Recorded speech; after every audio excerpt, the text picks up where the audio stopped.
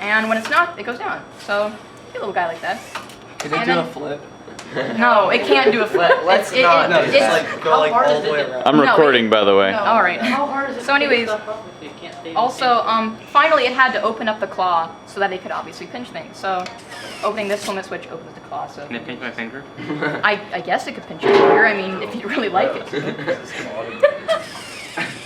Good job. Will you let go? You let go. Can you lift it up and open the claw at the same time? Yeah. It's like an angry beetle. It's like Jurassic.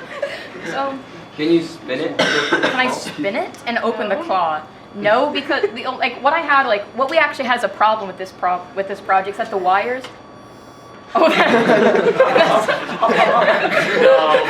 Oh no.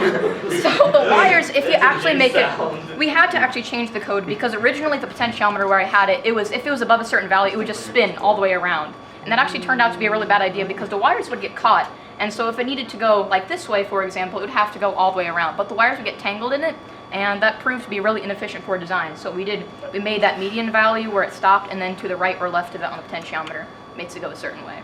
So that's how we had problems with the wires. That was probably one of our biggest physical problems. Yes, Eli?